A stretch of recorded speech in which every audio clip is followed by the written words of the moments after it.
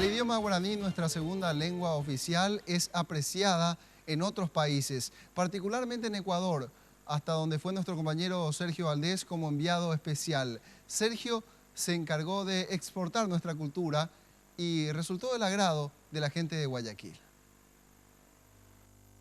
Aquí también desde Guayaquil, Ecuador, intentamos que los ecuatorianos hablen el dulce idioma guaraní y este fue el resultado. Llena el alma de suspiro, aceguita serapé, adiós eme, ajagüe, adiós lugar preferido. Como aquel tiempo cumplido, lo que llamo catuete, la jaceira moyepe, el destino se obliga. Shera. ¿Cómo? Shera. Chea. Chera. Habla. ¿Cómo? Habla. Habla. Palabra shepona. ¿Cómo? Shepona. Chepona. Ajata ayu. Atacayu. Oku. Ocli. Ajá. Ajá. Ambapo. Ambampo. Dijiste me voy a trabajar. ¿Estás yendo al trabajo? Baella. Baisha.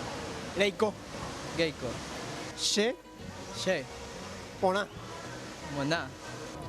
Sin embargo, hay quienes sí pudieron hablar de alguna manera correcta el guaraní. Bae te copio. ¿Cómo? Bae Bae, te copio. te copio. Bae Bae, ellapo. ellapo. Shemitai. Shemitai, Pona. poná. Moreime. Moreime. Ajata. Ajata, Ambapo. ambapo. Los ecuatorianos son en su mayoría descendientes de indígenas y españoles y algunos afro.